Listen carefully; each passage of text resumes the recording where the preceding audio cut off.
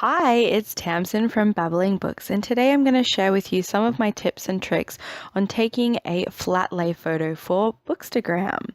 So first up is lighting. It's a great idea to take your book that you'd like to take a photo of and move around your house and look at the different lighting options that you might have. What you want to be looking for is nice, even, consistent lighting that you're going to have to do minimal editing to. The less editing that you do on your photos, the more clarity and the higher the quality that they're going to be. So first up, I took the book Nevernight into my bedroom, and you can see here it's quite dark. There's uneven shadows. Then I tried it next to my bedroom window, but there's not much space. The lighting here is quite okay though. In the hallway there was a really strong contrast between dark and light and strong shadows. In my kitchen there's a lot of yellow light from the ceiling lights, but then next to the window in my lounge I found the perfect lighting. It's nice and even and it's nice and bright. And next up, you want to look around your house and see what kind of props you might have. I have all sorts of things that I've been collecting over the last couple of years, but you can use things that you definitely have around your house, like pencils, paintbrushes, jewelry, all sorts of little odds and ends. You can see people using props like Funko Pops or other different merchandise that you might purchase. You can also use things like food and drinks.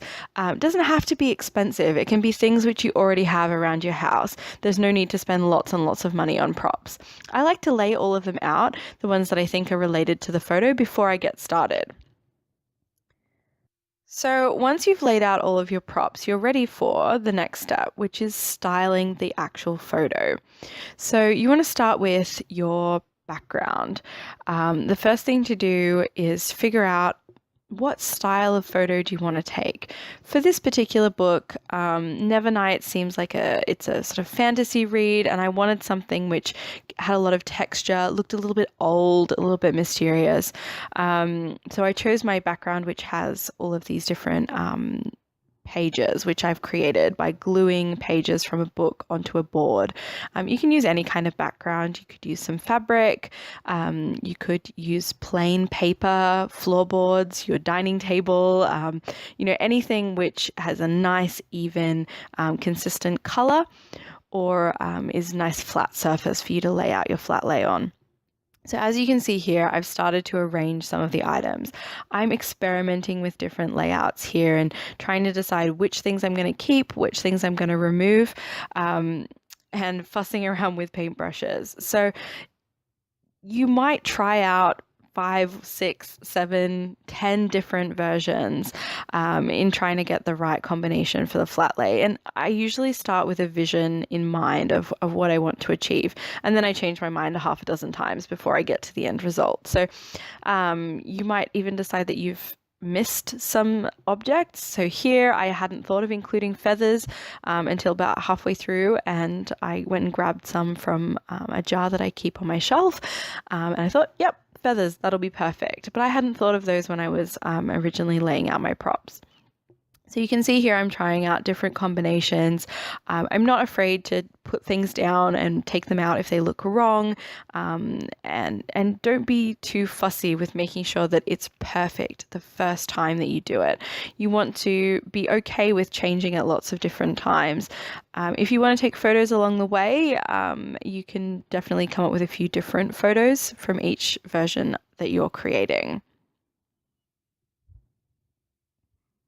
So once you've got roughly what you think you want to take a photo of, you want to start doing your final adjustments. So what we have here is a series of different photos. So you can see the slight adjustments that I'm making. I'm trying out different angles. I'm trying out different arrangements of the items that I've got. I'm start to remove some of them when I realize my photo is looking a little bit too crowded. And this is my end result that I've decided to post on Bookstagram. And you can see that it's quite significantly different to what I started off with. It has less than a quarter of the original elements that I'd laid out when I was choosing my props.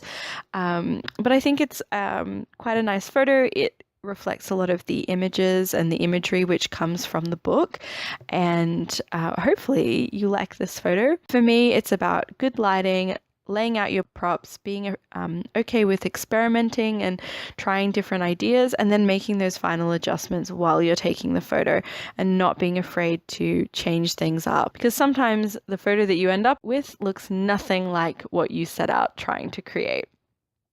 So I hope this has been helpful. If you'd like to see more of this style of video from me, please let me know in the comments below.